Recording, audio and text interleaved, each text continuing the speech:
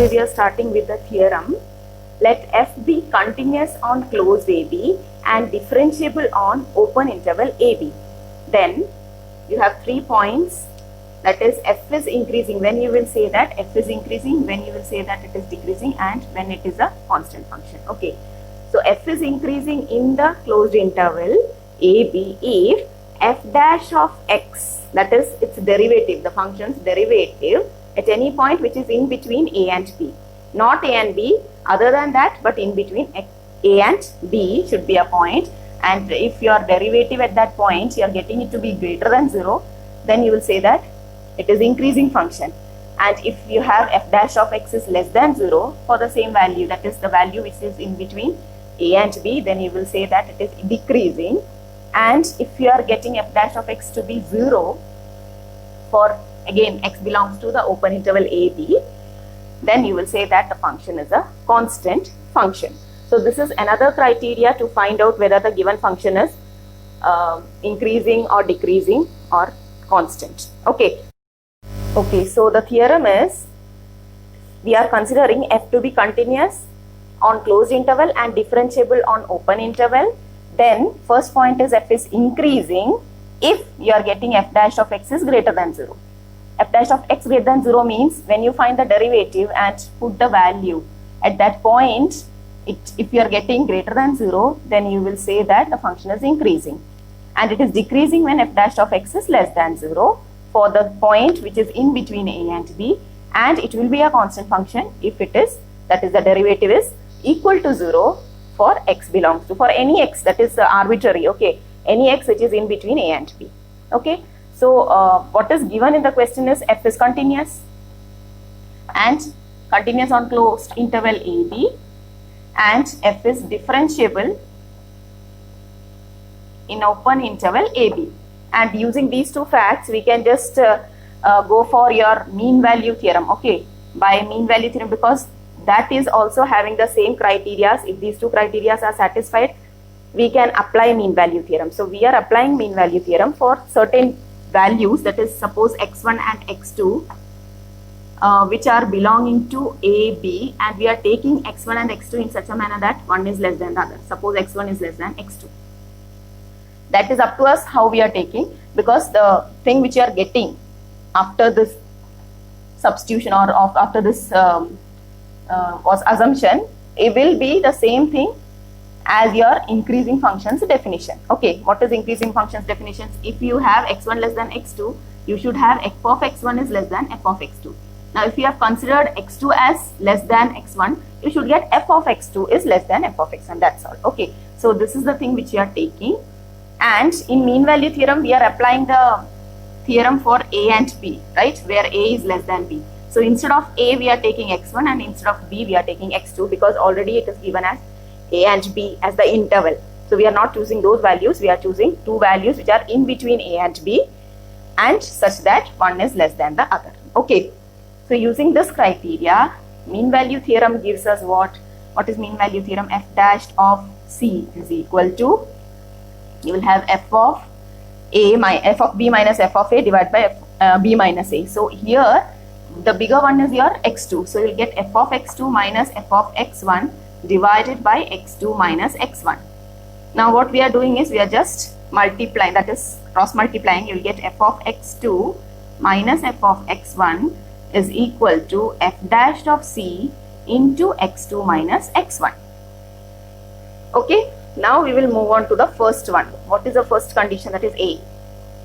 In a part, they are asking us to assume f dash of x is greater than 0 for any x belongs to AB. So in your mean value theorem, we know that the C belongs to the open interval AB, right? So that C is your particular case. Here we are just taking, instead of x, we are taking C, which is in between A and B. Or you can say that here C belongs to x1, x2, in between x1 and x2. Okay, so if this is true for any value which is in between A and B. See, suppose this is the interval A, B. We are taking two values between A and B such that x1 is less than x2. So if C is lying between x1 and x2, I can say that C is lying between A and B also. Okay, that is the thing which I have taken here. So that C is having this property, it is belonging to A comma B. Now if I am considering, given that f dash of C is greater than 0 if your C is belonging to open interval AB, right?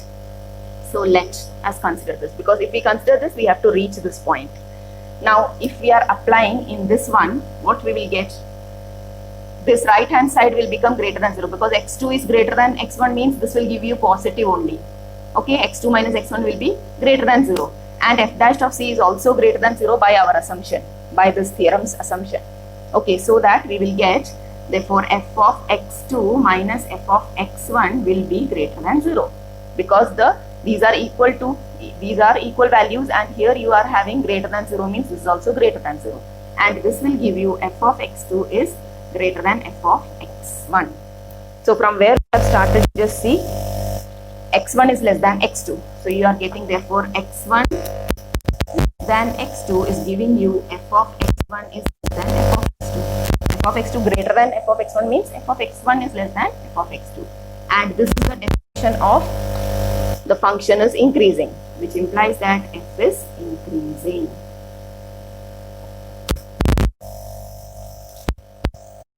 So the question is, show that the function f given by f of x equal to x cube minus 3x square plus 4x, where x belongs to R.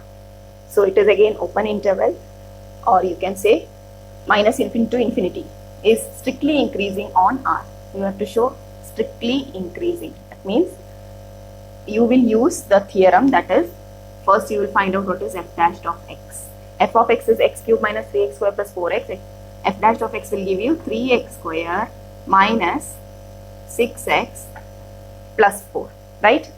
Now in order to say whether it is greater than 0 or less than 0, what we will do is, if it is totally positive, if we can say that it is totally positive for any x, then the function is greater than 0, that is f dash of x is greater than 0. So what we are doing is making it is in your whole square form, or completing the square process like that. Okay, so what I am doing is 3x square minus 6x, 4 is split and written as plus 3 plus 1. It is again 4. Now I am just taking these 3 together, so that 3 can be taken out and it will become x square minus 2x plus 1. Plus 1 is there. Okay, and this is again a x minus 1 the whole square, correct? It is the expansion of x minus 1 the whole square plus 1. Now you just see whatever value you take for x, because x is an element in R, it can be positive, negative, fraction, anything.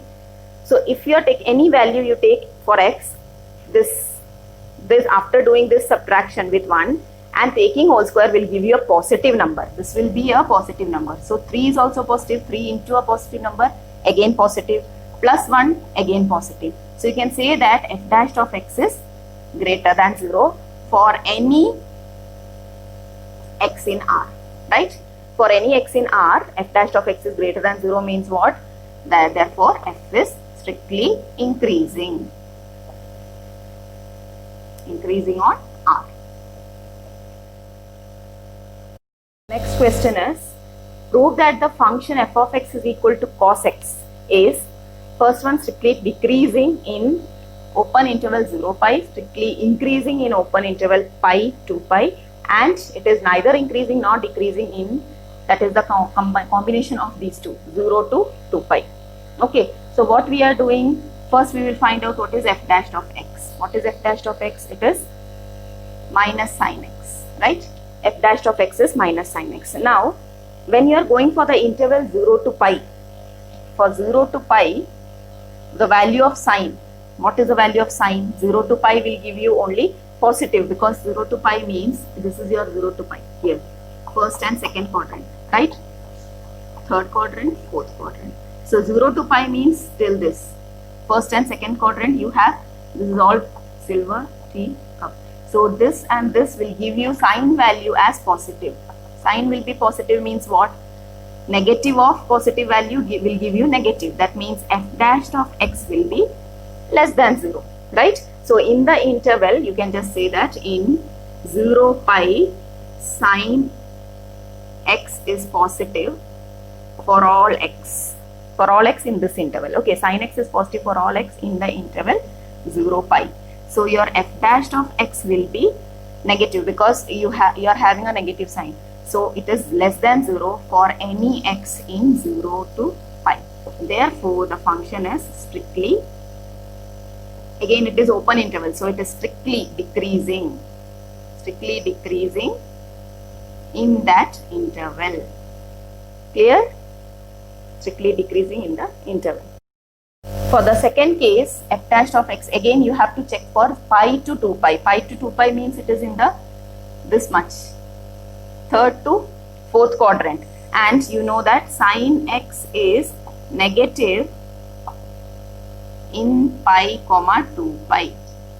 Therefore, f dash of x will be negative of negative will give you positive, so it will be greater than 0. That means f is strictly increasing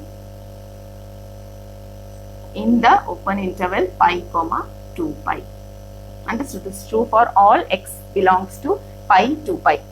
So third and fourth quadrant is coming, that's why it is giving you negative sign for sine, and negative of negative will give you positive, so that f dash of x is greater than 0. Therefore, it is strictly increasing. What we got is, for the third one, you have the interval 0 to 2 pi, suppose, from this to this. So in this part it is decreasing, in this part it is increasing. So if you have a graph like increasing, decreasing, increasing, decreasing, we have that it is neither increasing nor decreasing. So the function is also like that. Since f is strictly increasing or strictly decreasing in 0 pi and f is strictly increasing in pi to pi, we can say that f is neither increasing nor decreasing in the interval 0 to 2 pi. Okay, so it is somewhere decreasing, somewhere increasing. In total, if you go for the interval 0 to 2 pi, it is neither decreasing nor increasing. So the question is, find the intervals in which the function f given by f of x equal to x square minus 4x plus 6 is strictly increasing, strictly decreasing. So you have to find out where the function is strictly increasing, where it is strictly decreasing. So for that, again we will start with f dash of x. Take the derivative of this function, which is 2x minus 4, or you can say 2 into x minus 2. Now what you need to do is, we will just take it as f dash of x equal to 0. Why? Because that f dash of x equal to 0 will give you the point of x where it is changing its posture. That means from increasing to decreasing or decreasing to increasing. See, when the function is going like this, suppose the function is going upwards and then downwards. That means in this interval, from here to here, it is increasing. From this part to this part till this, it is increasing. Then it is having a downward position. That means it is decreasing here according to the graph, right? So there is a point which is known as the critical point where it has a turn. That means from increasing to decreasing, or from, like if it is going like this, from decreasing to increasing. So that point is known as critical point. So what is our purpose? In order to get the critical point, we will make f dash of x equal to 0. Okay, so this will give you the point where the function is changing its graph or the mode of graph, whether it is from increasing to decreasing or decreasing to increasing. Okay, so that we have to break this into total intervals. First thing, in which the question is not given which interval you have to take. Okay, so at that time you have to prefer the interval as r. That is, in r you are finding out from where to where it is increasing and from where to where it is decreasing. Okay, so first we will write f dash of x equal to 0. Now what is f dash of x? 2 into x minus 2. Equating it to 0, again 2 cannot be 0, x minus 2 is 0, x minus 2 is 0 means x is equal to 2. So what is the purpose of finding out this is, we will just take the interval, that is r, minus infinity to infinity, and then break at the point which you have got now. Suppose this is 2, so the total interval has been broken into 2, which is from minus infinity to 2. Again we will write only open interval, because at the point 2 you will get it to be 0 only, because from that concept only we have found out this. So that is not considered here. We are taking open interval, and another interval is 2 to infinity. So 2 intervals you can see. Now we will check for these 2 intervals where it is increasing and where it is decreasing using any of the points in between the interval. Understood? That means from minus infinity to 2 except 2, you can take any value and substitute in the derivative in the f dash, so that it will give you either greater than 0 or less than 0, and that will decide whether the function is increasing or decreasing. Okay, so in this interval, so I am just making a box in which I will have certain cases, that is f dash, nature of f dash, nature of f dash, okay, sign of f dash I will write, and nature of f. What do you mean by that is, if you are getting the sign of f dash to be greater than 0, you will write it to be increasing, and if you are getting less than 0, you will write decreasing. So this is nature of function, nature of f. You will say f is increasing, f is decreasing, right? So it is nature of f, and what will decide that? The sign of the derivative, sign of f dash of x. Okay, and this is the interval in which you are breaking it, breaking the total interval. Okay, you can see now interval, you have 2 intervals, minus infinity 2 and to infinity. Okay, so you have 2 intervals here. Now for the first interval, we will check for the sign of f dash of x. Where is f dash of x? This is your f dash of x. Substitute in that part where you have total terms, not in this part where you have removed any of the terms, either positive or negative. Okay, so here if you substitute, but you have to just check whether you are getting greater than or less than. You don't need the value. Okay, so if you are substituting any value in between, suppose I am taking 0, 0 is easy for me to take. So if I am substituting 0, what I will get, if I am taking 0 here, what will be the value which I am getting? 0 minus 2. Dash of 0 will give you, in this you have to substitute, instead of x, substitute this, you are getting what? Negative, right? That dash of any point in between the interval is less than 0. So here what you will write is sign of f dash is less than 0, or you can say negative. Just write negative or positive, whatever you are getting. Okay, negative or positive, and that will decide whether the function is increasing or decreasing. If you are getting less than 0, f dash of x is less than 0, negative means less than 0, that means the function is strictly decreasing, right? Strictly decreasing. So the interval which you have to get for decreasing, you got. Now what you will do is, in the second interval, that is from 2 to infinity, you will replace any value which is easy for you, suppose 3, but you should not put 2, okay? Any value in between 2 to infinity except 2. So f dash of 3 will be what? That this is your checking part, okay? Now here if I am substituting 3 in the f dash of x, what I will get? 2 into 3 minus 2.